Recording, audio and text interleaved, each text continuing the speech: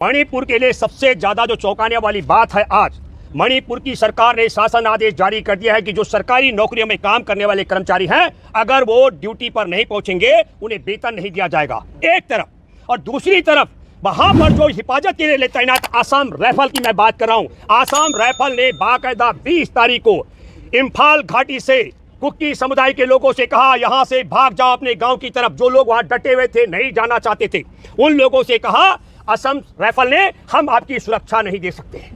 और तब ऐसी स्थिति में जब वहां पर सुरक्षा व्यवस्था आसाम राइफल ना कर सकती हो, कुकी समुदाय की महिलाएं और मेतेई समुदाय की महिलाएं आपस में नाकेबंदी कर रही हो एक दूसरे के लिए, तब ऐसी दशा में यह करना कि आप कुकी समुदाय का सबसे बड़ा नुकसान क्या होने वाला है। 90% पहाड़ी इलाके में रहने वाले कुकी समुदाय के जो लोग हैं, इम्फाल घाटी में 90% लोग वो हैं जो सरकारी नौकरी करते हैं।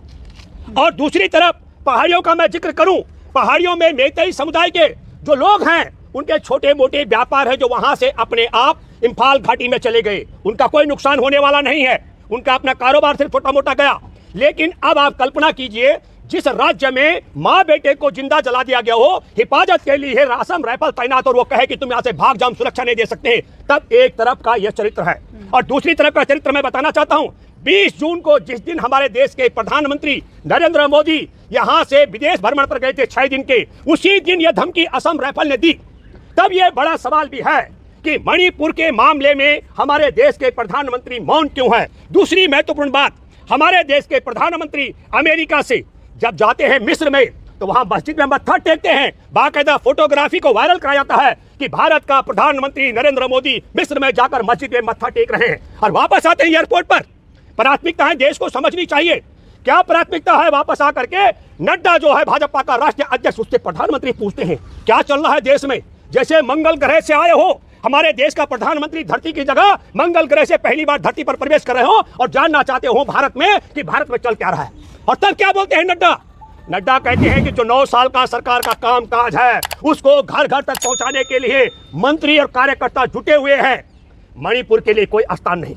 और तब वापस आने के बाद भी मणिपुर पर नहीं, बल्कि हमारे देश में वंदे मातरम ट्रेन, भोपाल में चुनाव के लिए कहा कि 5 ट्रेनों को झंडी दिखानी है। मेरे प्यारे देशवासियों, अगर उस झंडी को दिखाने के लिए डॉक्टर मैरी जाती और झंडी दिखाती वहां ट्रेनों को, एवं मणिपुर से सामाजिक कार्यकर्ता पत्रकार हैं, तो मैं दावे से कहता हूं ट्रेन तब भी पटरी पर ही चलती। उसमें अगर वहां शिवराज चौहान झंडी दिखाता तब भी ट्रेन पटरी पर चलती। देश के प्रधानमंत्री को मणिपुर में जहां कुकी समुदाय, मेतेई समुदाय कुकी समुदाय के खून का प्यासा हो चुका है, उनके बीच में जाने की जरूरत थी, क्योंकि 37 विधायक मेतेई समुदाय के भारतीय जनता पार्टी के हैं, कुकी समुदाय के 10 में से 7 विधायक भाजपा के हैं, और 5 और 2 7 विधायक नागा और कुकी समुदाय के जो फेडरेशन है वो भाजपा के साथ है। तब मैं बात दावे के साथ मैं कह सकता हूं, नरेंद्र मोदी को मणिपुर का नरसंहार नहीं दिख रहा है, जहां 200 से 300 के करीब चर्च जला दी गई हो, 100 से ज्यादा लोगों को हत्या कर दी गई हो, जिंदा माँ बेटे को हॉस्पिटल जाते समय जिंदा जला दिया गया हो, वो नजर नहीं आ रहा है। असम रेजिमेंट चुन चुन करके इम्फाल घाटी से एक एक कुकी समुदाय के लोगों को भगा चुकी हो, तब वो नजर नहीं आ रहा है। नरेंद्र मोदी को देश का एक राज्य जल रहा है, वो नजर नहीं आता है। चीन ने कब्जा कर लिया भारत के बड़े हिस्से पर, वो नजर नहीं आता है। करोड़ों लोग बेरोजगार हैं, वो नजर नहीं आता है। महंगाई का तांडव यह है, 100 रुपए किलो टमाटर हो गया, वो नजर नहीं आता है। नरेंद्र मोदी को नजर आता है वंदे भारत ट्रेन को झंडी दिखानी है, मिस्र में जाके मस्जिद में मत्था टेकना है। अमेरिकी पत्रकार ने पूछा जब डेमोक्रेसी और अल्पसंख्यकों के मामले में, तो उसको ट्रोल कराना है, और बार बार कभी नेहरू को याद करना है, कभी इंदिरा को याद करना है, कभी राजीव को याद करना है, कभी राहुल को गरियाना है। लेकिन मणिपुर पर यह है नरेंद्र मोदी की नियत की बात। लेकिन गृह मंत्री तो गए थे वहां पर। तो आप करें, गृह मंत्री के जाने के बाद माँ बेटे को जिंदा जलाने की घटना हुई। गृह मंत्री 30 मई को गया था, 20 जून को असम उसके बाद। इसका मतलब है कि अमित शाह ने तैयार किया, असम रेजिमेंट से कहा कि तुम मेरे वापस जाने के बाद एक एक कुकी समुदाय का जो व्यक्ति इम्फाल घाटी में रह रहा है, उसको यहाँ से बेदखल करने की जिम्मेदारी तुम्हारी है। टिप्पणी कर रहे हैं। बहुत मैं निजी टिप्पणी नहीं, सुनिए, बिल्कुल मैं चैनल समर्थन करे ना करे, मैं ये कह रहा हूँ कि मणिपुर में शांति बहाली का जिम्मेदारी किसका है?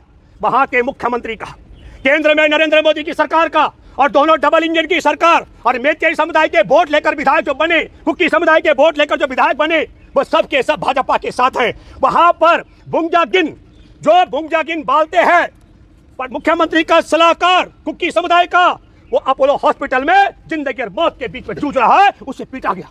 ये अमित शाह के जाने के बाद की बात है। मैं इसलिए कहना चाहता हूं आपके माध्यम से, मुझे लगता है कि हमारे साथ में डॉक्टर, पत्रकार भी है, सामाजिक सरोकार की है, वो बात रखेंगे। लेकिन मैं फिर कहना चाहता हूं, देशवासियों, आपको सोचना पड़ेगा कि देश ने देश का प्रधानमंत्री चुना या देश में भाजपा का प्रचार मंत्री चुना। मैं एक बात दावे के साथ में कह सकता हूं, किसी भी देश का प्रधानमंत्री इतना गिरा हुआ कमीना नहीं हो सकता है कि उसके देश का एक राज्य गृह युद्ध की आग में जूझ रहा हो और उस पर टेप लगाकर चुपचाप बैठ जाए, और दूसरी तरफ चुनाव के लिए वो पटरी पर झंडी दिखाने के लिए पहुंच जाए। इसका मतलब है हमारे देश का प्रधानमंत्री दो बहरूपिया है।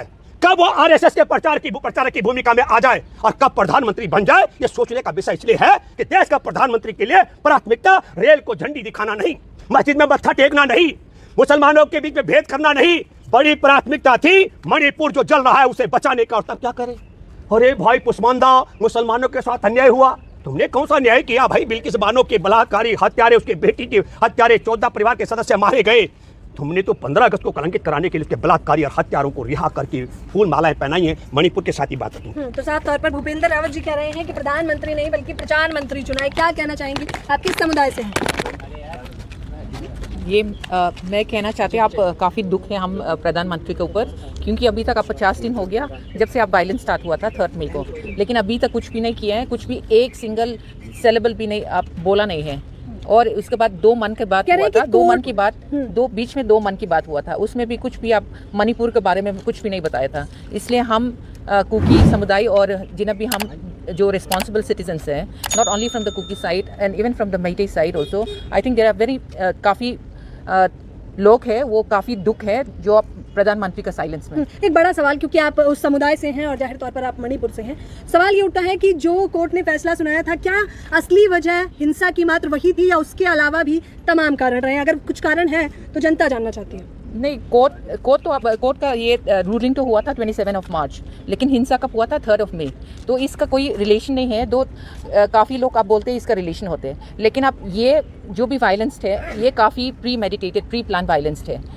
ये कुकी का ऊपर कुकी ट्राइबल्स जो भी हैं, हम काफ़ी एथनिक ग्रुप्स हैं, तो उसके ऊपर आप इम्फाल वैली से शुरू करके फिर आप ऐसे ही वायलेंस शुरू किया था, and it's pre plan by the chief minister. तो लेकिन वो ऐसा क्यों करेंगे? ऐसा क्यों करेंगे आप? ये काफ़ी आप ये बोलते हैं क्योंकि आप उनका तो कोई बैकड्रॉप में ये होते हैं, आप ये कुकी समुदाय को फिर आप इसमें आप एथनिक क्लेंसिंग कर लो, फिर ताकि उसका जितना भी आप उसका लैंड उसने ऑक्यूपाई किया है उसको हम लोग आप ले सकते हैं। ये आप दोस्तों, वीडियो को लेकर आपकी जो भी राय है नीचे कमेंट ज़रूर करें। ऐसा और वीडियो देखने के लिए चैनल को सब्सक्राइब ज़रूर करें। चलिए मिलते हैं अगले वीडियो में।